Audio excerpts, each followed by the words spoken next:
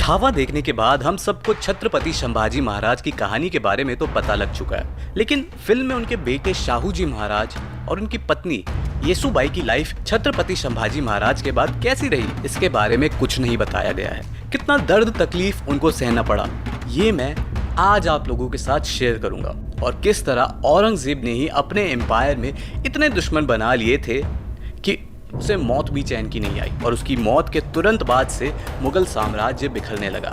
आइए देखते हैं आज की इस वीडियो में। संभाजी महाराज की मौत के बाद औरंगजेब ने सोचा था कि मराठा कमजोर पड़ जाएंगे, लेकिन हुआ इसका उल्टा। मराठा संगठित हो गए और अगला छत्रपति संभाजी महाराज के सौतेले भाई राजा राम को बनाया गया। औरंगजेब ने तुरंत दक्कन पर हमला करने के लिए अपनी आर्मी भेजी। अचानक महारानी येसुबाई को, जो कि छत्रपति संभाजी महाराज की पत्नी थी, उन्हें राजा राम को राज्य से कई दूर बाहर भेजना पड़ा। उन्हें तमिलनाडु के जिंजी फोर्ट में भेजना पड़ा और छत्रपति संभाजी महाराज के बेटे शाहू जी महाराज, जो कि उस समय सिर्फ 7 साल के थे, और उनके कुछ रिश्तेदारों को कैद कर लिया। अब यहाँ पर कई लोग तरह तरह के दावे करते हैं कि औरंगजेब ने महारानी येसुबाई और शाहू महाराज पर काफी अत्याचार करे, उन्हें काल कोठरी पर रखा, ये करा वो करा, पर ये सब बातें झूठी है। औरंगजेब ने उन्हें हाई प्रोफाइल प्रिजनर्स की तरह ट्रीट किया। अच्छा रहने की जगह दी, अच्छा सब दिया, अच्छा खाने पीने को दिया, अच्छा सब दिया। बेसिकली उन्हें बस नजरबंद किया गया था। और इसके पीछे औरंगजेब की पॉलिटिकल साजिश थी। वो जानता था कि दक्कन यानी साउथ में अपना राज एक्सपेंड करना है तो मराठों को अपने अधीन करना होगा, यानी अगले छत्रपति को अपने तरफ करना पड़ेगा। वहीं जब शाहू जी महाराज कैद में थे तो दूसरी तरफ उनके सौतेले चाचा राजा राम की भी मृत्यु हो चुकी थी, और उनकी पत्नी अपने छोटे बेटे शिवाजी को अगला छत्रपति बनाकर, जो कि सिर्फ अभी 4 साल का था, खुद रूल कर रही थी। उनका नाम था ताराबाई। हालांकि शाहू महाराज और महारानी जब औरंगजेब की कैद में थे तो उन्हें कई बार औरंगजेब ने धर्म बदलवाने पर मजबूर किया था।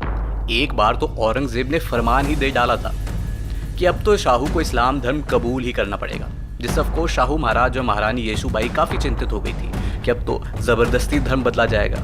लेकिन कहा जाता है कि औरंगजेब की बेटी जीनत-उन-निसा, जो कि शाहू के लिए एक सॉफ्ट कॉर्नर रखती थी, उसने अपने पिता को कन्विंस किया कि अगर शाहू को इस्लाम धर्म में कन्वर्ट करवाया जाएगा तो मराठा थ्रोन से उसका क्लेम लूज हो जाएगा।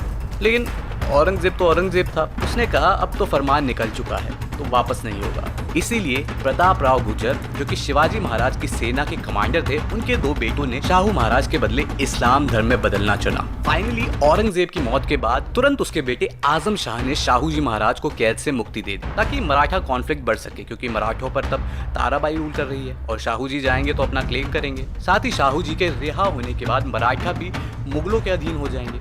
आजम शाह ने इसलिए भी उन्हें कैद से रिहा किया था ताकि शाहू जी महाराज मराठाओं की सेना लेकर आजम शाह की मदद करे गद्दी की दावेदारी में। औरंगजेब के बाद आजम शाह और मुअज्जम के बीच लड़ाई हुई। हालांकि हुआ यही कि जंग में मुअज्जम की जीत हुई और अगला मुगल बादशाह मुअज्जम बना, जिसने बहादुर शाह प्रथम की उपाधि ली। जब शाहू जी महाराज को रिहा किया गया तो सब कुछ आजम के प्लान के अकॉर्डिंग ही चला।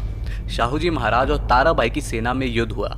शाहू जी की इसमें जीत हुई और अगला छत्रपति शाहू जी महाराज को बनाया गया। उन्होंने अपने पेशवा यानी मंत्री को बालाजी विश्वनाथ को बनाया। ये वही बालाजी विश्वनाथ हैं जिनके बेटे बालाजी बाजीराव जबरदस्त लड़ाके माने जाते थे और मराठाओं की किस्मत जिन्होंने बिल्कुल ही बदल के रख दी थी।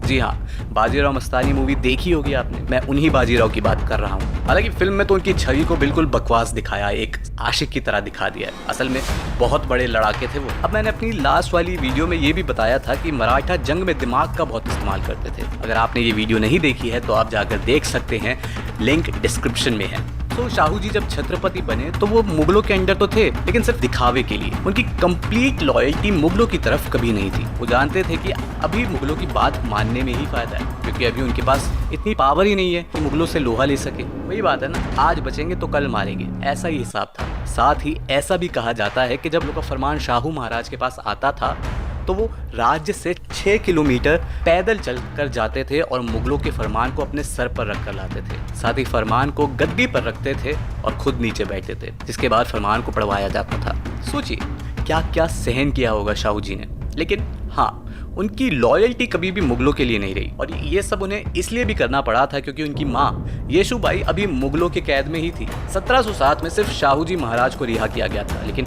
महारानी येसुबाई को नहीं, क्योंकि अगर गलती से भी मराठाओं की तरफ से कॉन्फ्लिक्ट हो जाए तो मुगलों के पास महारानी येसुबाई तो है ही ना। ये तो साल 1719 में जाकर महारानी येसुबाई को मुगलों की कैद से रिहाई मिली। इसी के बाद था कि मराठा मुगलों पर हावी होने लगे। यहाँ तक कि जो बाजीराव पेशवा बने थे वो मुल्तान से चौथ वसूल के लिए आए थे मराठाओं के लिए। चौथ मराठों का एक टैक्स था। सिर्फ 500 घुड़सवारों के साथ दिल्ली में चले गए थे और लिटरली जो उस समय मुगल शासक था मोहम्मद शाह रंगीला, उसे लिटरली लाल किले में 3 दिन तक छुप कर रहना पड़ा था। ये भी कहा जाता है कि वो लाल किले से भाग तक गया था। और इसी तरह आने वाले समय में मराठाओं की शक्ति बढ़ी और मुगलों की घटती रही, जिसके बाद फाइनली मराठा एम्पायर बना। उसके बाद इतिहास आप सबको पता है, ब्रिटिशर्स आए और उन्होंने मराठों में भी डिवाइड एंड रूल खेला। मराठा एम्पायर का भी धीरे धीरे पतन हो गया और ब्रिटिश राज भारत में देखा गया। तो ये थी आज की वीडियो। आई होप आपको कुछ नया जानने को मिला होगा। ऐसे ही वीडियोस को देखने के लिए चैनल को लाइक करें, शेयर करें एंड सब्सक्राइब करें, और वो जो नोटिफिकेशन वाला आइकन है उसे ज़रूर प्रेस करें, क्योंकि उसी के बाद मेरे वीडियोस की नोटिफिकेशन आपके पास पहुंचेगी।